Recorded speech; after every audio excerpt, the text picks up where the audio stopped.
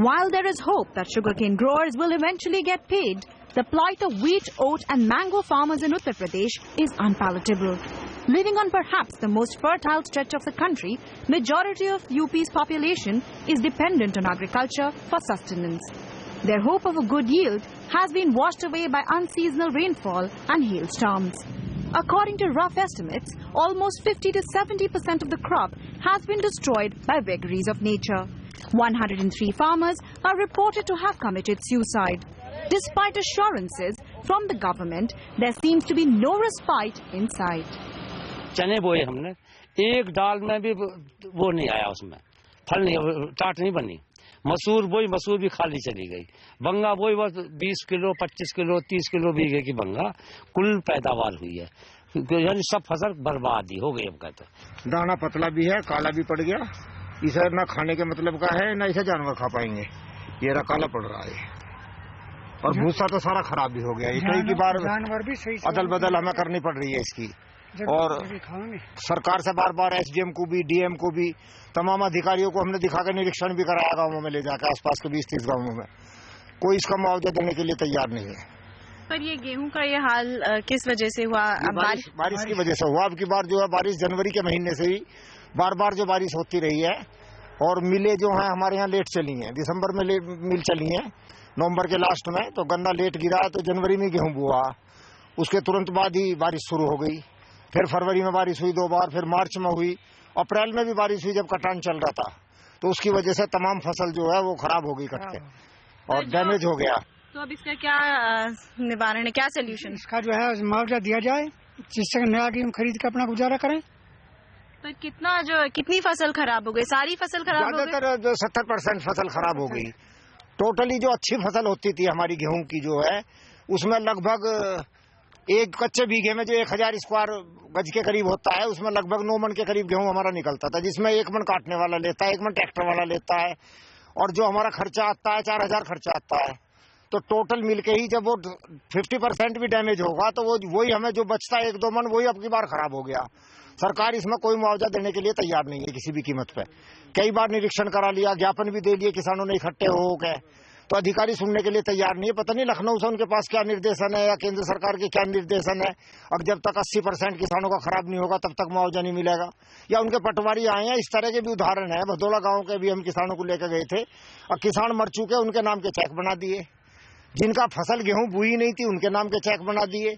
अधिकारी ये कह रहे हैं कहीं रिपोर्ट दर्ज करा दो, बाद में जांच होती रहेगी। भाई फिर अधिकारी किस लिए बैठे हैं, डीएम किस लिए बैठे हैं, एसडीएम किस लिए बैठे हैं? उनके पास हम शिकायत लेके जा रहे हैं।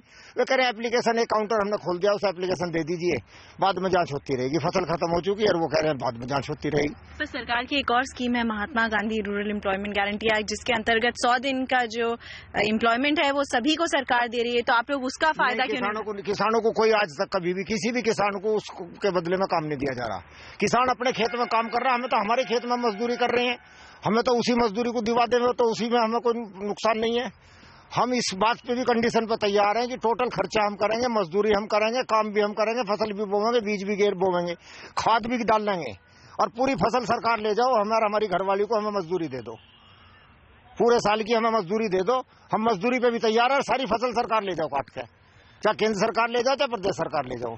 ये हालत किसान की है, तो कोई हमें मजदूरी भी देने के लिए तैयार नहीं है। मजदूरी तो हम अपने खेत में मजदूरी कर रहे हैं, हमें इसका ना बीज का पैसा मिल रहा, ना खाद का मिल रहा, ना मजदूरी का पैसा मिल रहा। सर, उसके लिए गवर्नमेंट ने किसान क्रेडिट कार्ड स्कीम चलाई है, जिससे कि आप बीज और खाद ले सकते हैं क्रेडिट पे। ये सब दिखावटी बातें हैं। क्रेडिट कार्ड पे हमारा इंश्योरेंस कटता है, उसके लिए बार बार हम डीएम साहब से कह चुके।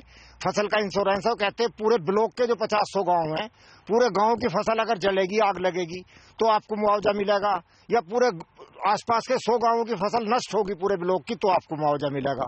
अगर किसी के एक खेत में आग लग जाती है, एक खेत खराब हो जाता है, पानी टूट जाओ या आग लग जाओ किसी तरह से, तो उसमें किसी भी तरह का हमें मुआवजा, या बाजार बहुत ज्यादा छुटे हुए हैं, यहाँ लोग गायें पाल रहे हैं और बछड़ों को छोड़ देते हैं जो फसलों में बहुत ज्यादा नुकसान पहुंचा रहे हैं, उसका हमें कोई नुकसान का मुआवजा उस बीमे का हमें नहीं मिलता, और वो हमारा क्रेडिट कार्ड पर बराबर कट रहा है।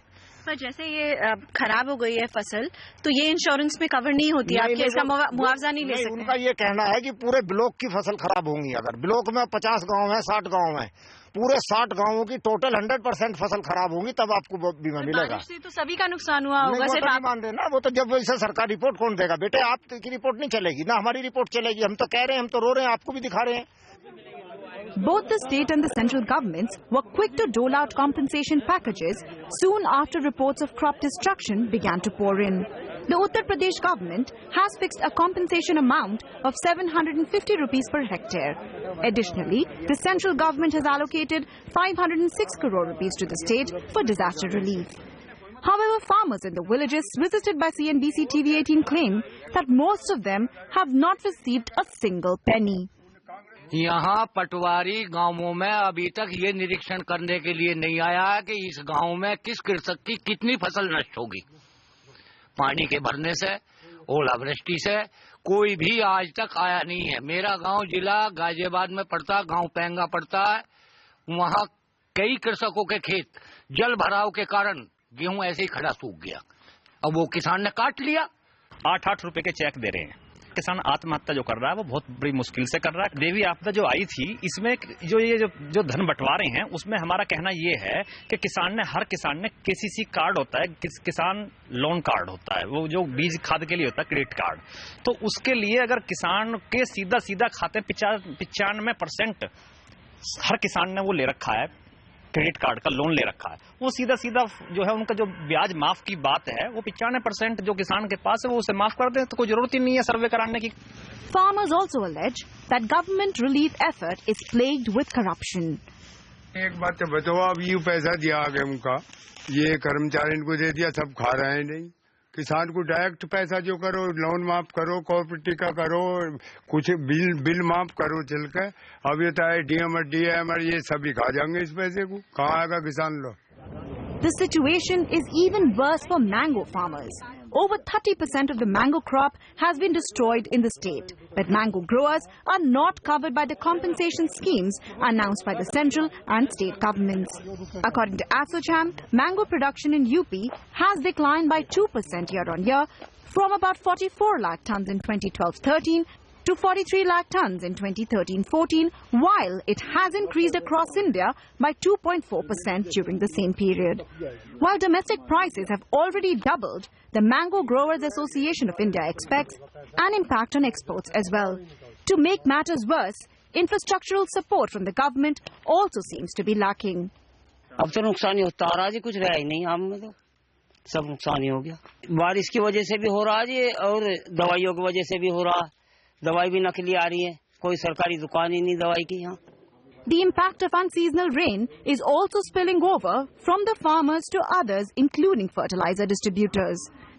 हाँ जी, किसान के पास पैसा न होने की वजह से क्राइसिस है। हम लोगों की स्टॉक पड़े हुए बिक नहीं रहे, पेस्टिसाइड एंड फर्टिलाइजर्स, तो ये प्रॉब्लम आ रहा है। इस बार वीट में भी काफी नुकसान हुआ है, 50% डिलीवरी वो निकला है, रिकवरी हुई है किसान की वीट में भी।